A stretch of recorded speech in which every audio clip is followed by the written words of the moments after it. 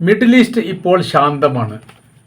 അത് കൊടുങ്കാറ്റിന് മുമ്പിലുള്ള ശാന്തത പോലെയാണ് ദൃശ്യമാകുന്നത് എന്ന തരത്തിലുള്ള പ്രതികരണം റഷ്യയുടെ ചില പത്രങ്ങൾ നടത്തിയിരിക്കുന്നു.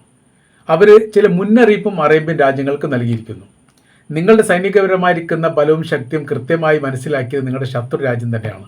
ശത്രു രാജ്യം എന്ന് പറഞ്ഞാൽ ഇറാൻ അല്ല, അത് അമേരിക്കയാണ്. അവരിൽ നിന്ന് മാത്രമേ നിങ്ങൾ ആക്രമണം പ്രതീക്ഷിക്കേണ്ടതുള്ളൂ. അല്ലാതെ മിഡിൽ ഈസ്റ്റിനെ ആക്രമിക്കുക, വരുതിയിൽ വരുത്തുക, അവരുടെ സാമ്പത്തികപരമായിരിക്കുന്ന ഉറവിടം കയ്യിലാക്കുക എന്ന് ലോകത്ത് ഒരു രാജ്യവും ചിന്തിക്കുകയോ അല്ലെങ്കിൽ അതിന് ശ്രമിക്കുകയോ ചെയ്യില്ല എന്നുള്ളത് യാഥാർത്ഥ്യമാണ്. മടിയിലിരുന്നു കൊണ്ട് പാല് കൊടുക്കുന്ന വിഭാഗം തന്നെയാണ് നിങ്ങളുടെ ശത്രു എന്ന് കൃത്യതയോടുകൂടി ഈ അടുത്ത കാലത്ത് ഒരുപാട് ഉദാഹരണങ്ങൾ വെച്ചുകൊണ്ട് അദ്ദേഹം പറയുന്നു. ഇപ്പോഴത്തെ സ്ഥിതി എന്ന് പറഞ്ഞാൽ ചില പ്രഖ്യാപനങ്ങൾ ഈദിന് ശേഷം, പെരുന്നാളിന് ശേഷം ഉണ്ടാവും. പെരുന്നാൾ ചില രാജ്യങ്ങളിൽ ഇന്നാണ്, ചില രാജ്യങ്ങളിൽ നാളെയാണ്. അത് ഏറെക്കുറെ കഴിഞ്ഞതിന് ശേഷം ഒരു സംയുക്തമായിരിക്കുന്ന ഒരു പ്രസ്താവന മിഡിൽ ഈസ്റ്റ് കേന്ദ്രീകരിച്ചുകൊണ്ട് അറേബ്യൻ രാജ്യങ്ങൾ ഒരുമിച്ച് അല്ലെങ്കിൽ മുസ്ലിം രാജ്യങ്ങൾ ഒരുമിച്ച് ഉണ്ടാവാൻ സാധ്യതയുണ്ട് എന്ന റിപ്പോർട്ട് ഇപ്പോൾ പുറത്തു വരുന്നു. കാര്യം എന്ന് പറഞ്ഞാൽ ഇത് എല്ലാവരെയും സാരമായിട്ട് ബാധിക്കുന്നിടത്തേക്ക് കാര്യമെത്തുന്നു. ഇതുവരെ മിത്രമായി എന്ന് കരുതുന്ന, രക്ഷിക്കുമെന്ന് കരുതുന്ന ആൾ തന്നെയാണ് അല്ലെങ്കിൽ ആ രാജ്യം തന്നെയാണ് ഇപ്പോൾ ശത്രുവായി മാറിയിരിക്കുന്ന ചില ഭീഷണികൾ അമേരിക്കയുടെ ഭാഗത്ത് ഉണ്ടാകുന്നു, ഇറാൻ്റെ ഭാഗത്തു നിന്നല്ല എന്നുള്ളത് ശ്രദ്ധേയമാണ്. അത് ഇസ്രായേലുമായിട്ട് ബന്ധപ്പെട്ടതാണ്. ഇസ്രായേലുമായിട്ട് ഒരു കരാർ വ്യവസ്ഥ എന്ന് പറഞ്ഞാൽ പരസ്പരം രാജ്യങ്ങൾ തമ്മിൽ അങ്ങോട്ടും ഇങ്ങോട്ടും ഒക്കെ പരസ്പരം സഹകരിക്കാമെങ്കിൽ അല്ലെങ്കിൽ രണ്ടു കൂട്ടർക്കും പരസ്പരം തൃപ്തിയാണെങ്കിൽ മാത്രമാണ് കരാർ വ്യവസ്ഥ ഉണ്ടാവുക.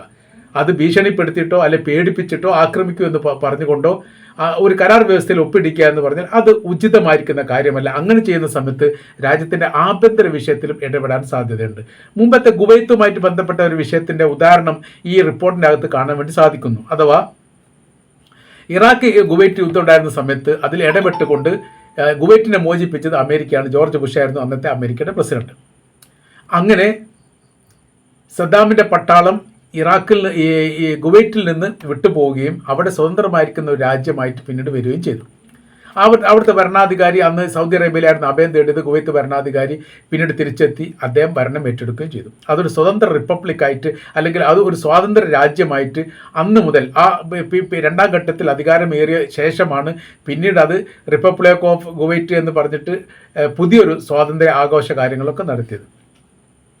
1,25,000 സൈനികർ ആ ഒരു ഘട്ടങ്ങളിൽ കുവൈറ്റിൻ്റെ അകത്തുണ്ടായിരുന്നു. കുവൈറ്റും കുവൈത്തിൻ്റെ ചുറ്റുഭാഗത്തുമായിട്ടുണ്ടായിരുന്നു. ചുറ്റുഭാഗം എന്ന് വെച്ചാൽ സൗദി അറേബ്യ അടക്കമുള്ള രാജ്യങ്ങളിൽ ഘട്ടം ഘട്ടമായിട്ട് കുറച്ച് ആളുകളൊക്കെ അങ്ങനെ ഒഴിഞ്ഞു പോയി. എന്നാലും ഏകദേശം 75,000-ഓളം അമേരിക്കൻ സൈനികരെ കുവൈത്ത് ഭക്ഷണം നൽകിക്കൊണ്ട്, ശമ്പളം നൽകിക്കൊണ്ട് അവിടെ നിലനിർത്തിയിരുന്നു. അത് സുരക്ഷയുമായിട്ട് ബന്ധപ്പെട്ട് ഇനി ഒരു അക്രമം മറ്റു രാജ്യത്തിൻ്റെ ഭാഗത്ത് ഇല്ലാത്ത രീതിയിൽ സംവിധാന കാര്യങ്ങൾ ഒരുക്കുക എന്നുള്ള ഒരു കരാർ വ്യവസ്ഥയുടെ ഭാഗമായിട്ടാണ് കുവൈത്ത് അവരെ നിർത്തിയത്, അല്ലെങ്കിൽ അമേരിക്ക അവിടെ നിന്നത്. എന്നാൽ പിന്നീടുണ്ടായിരുന്ന സ്ഥിതികൾ എന്ന് പറഞ്ഞാൽ കുവൈറ്റ് എന്ന് പറയുന്ന രാജ്യത്തിൻ്റെ ആഭ്യന്തര വിഷയത്തിൽ പോലും അമേരിക്കയുടെ സൈനികർ ഇടപെടുന്നു എന്ന് കുവൈറ്റിൻ്റെ പാർലമെൻറ്റ് അംഗങ്ങൾ പരസ്യമായിട്ട് തന്നെ പറഞ്ഞു. ഞങ്ങൾ ഉദ്ദേശിക്കുന്ന തരത്തിൽ അല്ല അവർ. ഈ രാജ്യം ഒരു ഇസ്ലാമിക് റിപ്പബ്ലിക്കാണ്. അതിൻ്റെതായിരിക്കുന്ന നിയമവ്യവസ്ഥകളും സംവിധാനങ്ങളും ഉണ്ട്. അതിൽ മറ്റൊരു രാജ്യം, അമേരിക്ക പോലുള്ള രാജ്യം ഇടപെടുക എന്ന് പറഞ്ഞാൽ അനുചിതമാണ്. അത് യോജിക്കാൻ വേണ്ടി സാധിക്കില്ല. ആ നിലപാട് തന്നെ തെറ്റാണ്. അമേരിക്കൻ സൈനികർക്ക് ശമ്പളം കൊടുക്കുക, ഓക്കെ, ശമ്പളം കൂടുതൽ വേണമെങ്കിൽ അതൊക്കെ. അവരുടെ ജീവിത രീതിയുമായിട്ട് ബന്ധപ്പെട്ട കാര്യത്തിന് കൂടുതൽ ആവശ്യങ്ങളുണ്ടെങ്കിൽ അത് അതൊക്കെ സ്വാഭാവികമായിട്ട് ചെയ്തു കൊടുക്കാൻ പറ്റുന്നതാണ്. പക്ഷേ ഞങ്ങളുടെ ഭരണത്തിൽ അവരെന്തിന് ഇടപെടുന്നു എന്ന് ചോദിച്ചിട്ടുണ്ട്. എന്നാൽ കുവൈത്ത് എന്ന് പറയുന്ന ഒരു രാജ്യത്തെ ഇത് ഒരു സൈനികപരമായ രീതിയിൽ അമേരിക്കയുമായിട്ട് കൊമ്പ് കോർക്കാൻ ധൈര്യമോ ശക്തിയോ ബലമോ ഇല്ലാത്തത് കൊണ്ട് അവർ അനുഭവിച്ചു കൊണ്ടേയിരിക്കുകയായിരുന്നു ഒരുപാട് നാളുകൾ. ഇപ്പോൾ അതുണ്ട് എന്ന് പറയുന്നു, എന്നാൽ കുറേയൊക്കെ ഒഴിവായിട്ടുണ്ട് എന്നും പറയുന്നു. ഇപ്പോൾ അത് സമാനമായിരിക്കുന്ന സ്ഥിതി, നമ്മൾ പറഞ്ഞു വരുന്ന കാര്യം സമാനമായിരിക്കുന്ന സ്ഥിതിയാണ് ഇപ്പോൾ മിഡിൽ ഈസ്റ്റിൽ ഉണ്ടാകുന്നത്. മിഡിൽ ഈസ്റ്റിൽ എന്ന് പറഞ്ഞാൽ അവർ ഏറ്റവും കൂടുതൽ ആയുധങ്ങളും ഈ യുദ്ധവിമാനങ്ങളും യുദ്ധക്കപ്പലും അടക്കമുള്ള എല്ലാവിധ പ്രതിരോധ സംവിധാനവുമായിട്ട് ബന്ധപ്പെട്ടതും അയൽ രാജ്യങ്ങൾ ആക്രമിക്കുകയാണെങ്കിൽ അതിനെ പ്രതിരോധിക്കാനുള്ള സംവിധാനങ്ങളെല്ലാം കൂടുതൽ 75-80% വാങ്ങുന്നതും അമേരിക്കയുടെ കൈവശത്തിൽ നിന്നാണ്. പതിറ്റാണ്ടുകൾക്ക് മുമ്പേ അങ്ങനെയാണ്. അത് ഓപ്പറേറ്റ് ചെയ്യാനും അത് പ്രാക്ടിക്കൽ ചെയ്ത് കൊടുക്കാനും വേണ്ടിയിട്ട് അവിടുന്ന് തന്നെ അമേരിക്കയുടെ സൈനികർ ഈ രാജ്യത്തേക്ക് എത്താറുണ്ട്. അവരാണ് പഠിപ്പിച്ചു കൊടുക്കുന്നത്. സൈനികർക്ക് പ്രാക്ടിക്കൽ നൽകുന്നത് പോലും ഒരു ഘട്ടത്തിൽ അമേരിക്കയുടെയും ബ്രിട്ടൻ്റെയും സൈനികരായിരുന്നു. അവർ ശമ്പളം കൊടുത്ത് കാര്യം നിർത്തലാണ് എന്ന് ചുരുക്കം. അപ്പോൾ അമേരിക്ക അടക്കമുള്ള രാജ്യങ്ങൾ നൽകുന്ന ആയുധങ്ങൾക്ക് എത്രത്തോളം സൈനികപരമായിരിക്കുന്ന ശക്തി ഉണ്ട് എന്ന് അമേരിക്ക പറഞ്ഞു കൊടുത്തെങ്കിലേ ഇവർക്ക് അറിയാൻ വേണ്ടി പറ്റൂ. F-35 എന്ന് പറയുന്ന 5ാം തലമുറയിൽപ്പെട്ട യുദ്ധവിമാനം വിൽപ്പന നടത്തിയതുമായിട്ട് ബന്ധപ്പെട്ട് ഒരുപാട് പ്രശ്നങ്ങൾ ഉണ്ടായിട്ടുണ്ട്. അത് ഇസ്രായേൽ ഒടുവിൽ അത് മുടക്കി. പിന്നീട് ഈ സൗദി അറേബ്യക്ക് നൽകപ്പെട്ടതിൽ നിന്ന് പ്രധാനമായിരിക്കുന്ന ചില എഞ്ചിനൊക്കെ എടുത്ത് മാറ്റിയിട്ടാണ് പിന്നെ വിൽപ്പന നടത്തിയത്. ക്വാളിറ്റിയുള്ള ഈ F-35 യുദ്ധവിമാനം ഇസ്രായേലിന് കൊടുക്കുമ്പോൾ അത്ര ക്വാളിറ്റി ഉണ്ടാവില്ല, സൗദി അറേബ്യ കൊടുക്കുക. കുറേ പ്രശ്നവും വിഷയങ്ങളൊക്കെ ആയതാണ്. അപ്പോൾ പറഞ്ഞു വരുന്ന കാര്യം, അറേബ്യൻ രാജ്യങ്ങളുടെ കൈവശത്തിലുള്ള ആയുധങ്ങളെക്കുറിച്ചും സംവിധാനത്തെക്കുറിച്ചും കൃത്യമായ രീതിയിൽ അമേരിക്കക്ക് അറിയാം. എത്രത്തോളം അവർ പ്രതിരോധിക്കും എന്നും അറിയാം. അതിന് ഏറ്റവും ഒരു ഉദാഹരണം കൂടി പറഞ്ഞിട്ടുണ്ട്. സിറിയയിൽ ഭരണം അട്ടിമറിഞ്ഞു. ബഷർ അൽ അസദ് റഷ്യയിലേക്ക് രാജ്യം വിട്ടു പോയതിന് ശേഷം പിന്നീട് അവിടെ ഇസ്രായേലിൻ്റെ ഒരു ഭരണ സംവിധാനം അവിടെ വന്നിട്ടുണ്ട്. അവിടെ ഭരിക്കുന്ന സഭ അമേരിക്കക്ക് പിന്നുള്ള ഭരണാധികാരി അവിടെ ഈ ഭരണത്തിലേറിയിട്ടുണ്ട് എങ്കിൽ പോലും ആ ഒരു ഭരണം ഏറ്റെടുത്തതിന് ശേഷമുള്ള ഒരാഴ്ച കാലഘട്ടം എന്ന് പറഞ്ഞാൽ സിറിയയെ സംബന്ധിച്ചിടത്തോളം ഏറ്റവും മാരകമായിരിക്കുന്ന മുറിവേറ്റ ഒരു ദിനരാത്രങ്ങളായിരുന്നു എന്ന് തന്നെ പറയാൻ വേണ്ടി പറ്റും. അങ്ങനെ തന്നെയാണ് അവിടുത്തെ പത്രങ്ങൾക്ക് റിപ്പോർട്ടായിട്ട് ചെയ്തത്. കാര്യം, ആ രാജ്യത്തിനുണ്ടായിരുന്ന പ്രതിരോധവുമായി ബന്ധപ്പെട്ട സർവ്വ സംവിധാനത്തെയും ഇസ്രായേൽ നശിപ്പിച്ചു, ബോംബിട്ട് തകർത്തു. അതിൽ യുദ്ധക്കപ്പലുണ്ട്, യുദ്ധവിമാനങ്ങളുണ്ട്, കവചിത ഭാഗങ്ങളുണ്ട്, ടാങ്കറുകളുണ്ട്. അതുമായിട്ട് ബന്ധപ്പെട്ട ഏകദേശം 35 മുതൽ 60% വരെ തകർത്തു എന്ന് പറയുന്നത് നിസ്സാരമായിരിക്കുന്ന കാര്യമല്ല. ഇപ്പോൾ ഈ സിറിയ എന്ന് പറഞ്ഞ് വിശാലമാക്കപ്പെട്ട വലിയൊരു രാജ്യമാണ്. ആ രാജ്യത്തിൻ്റെ വ്യത്യസ്ത മേഖലകളിലും വ്യത്യസ്ത സ്ഥലങ്ങളിലുമായിരുന്നു ഇതെല്ലാം സ്ഥാപിക്കപ്പെട്ടത് അല്ലെങ്കിൽ സൂക്ഷിക്കപ്പെട്ടത്. പക്ഷേ അത് രഹസ്യം ചോർന്നു. ആ രഹസ്യം ചോർത്താൻ അവർക്കറിയാം. ഇപ്പോഴത്തെ യുദ്ധത്തെക്കുറിച്ച് പറയുന്നത് എങ്ങനെയാണ്? ഭൂമിയിൽ ഇറാനും ആകാശത്ത് ചൈനയും നേരിട്ട് നയിക്കുന്ന ഒരു യുദ്ധമാണിത്. ചൈന ആകാശത്ത് എങ്ങനെ യുദ്ധം ചെയ്യുന്നു എന്ന് ചോദിച്ചാൽ അവരുടെ കൃത്യമായിരിക്കുന്ന സാറ്റലൈറ്റ് വിവരങ്ങൾ അപ്പം തന്നെ ഇറാൻ നൽകുന്നു. ഇറാൻ അത് തന്ത്രപരമായ രീതിയിൽ തന്നെ മിസൈൽ വർഷിച്ചുകൊണ്ട് അത് തകർക്കുകയും ചെയ്യുന്നു. അപ്പോൾ 2 യുദ്ധം അവിടെ നടക്കുന്നു. ഒന്ന് ആകാശ യുദ്ധം, അത് ചൈന നിയന്ത്രിക്കുന്നു. 2 ഭൂമിയിലെ യുദ്ധം, അത് ഇറാൻ നിയന്ത്രിക്കുന്നു. ഈ 2 നിയന്ത്രണത്തിൻ്റെയും ഇടയിൽ പെടാപ്പാട് പെടുന്ന ഒരു ദയനീയ അവസ്ഥയിലേക്ക് അമേരിക്കൻ പ്രസിഡന്റ് ഡൊണാൾഡ് ട്രംപ് മാറിയിരിക്കുന്നു എന്നുള്ളതാണ്. ഈ കുളത്തിലെ തവളയെ പോലെയാണ് ഇപ്പോഴത്തെ ട്രംപിൻ്റെ അവസ്ഥ.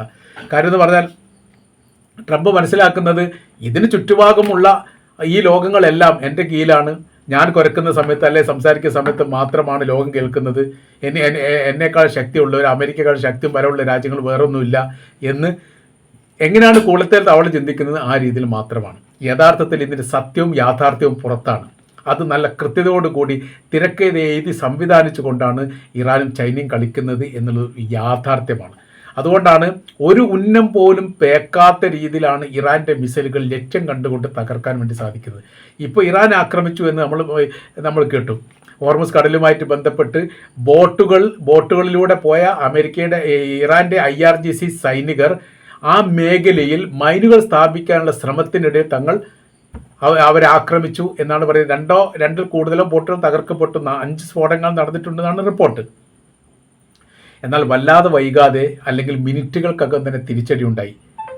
അവരുടെ ഈ യുദ്ധവിമാനത്തിൽ F-35 യുദ്ധവിമാനം 2 വലിയ രീതിയിൽ കേടുപാട് പറ്റി, ഒന്ന് കാണുന്നില്ല എന്നൊക്കെ പറയുന്നുണ്ട്. സ്ഥിരീകരിച്ച റിപ്പോർട്ടൊന്നും ഇപ്പോഴും പുറത്ത് വന്നിട്ടില്ല.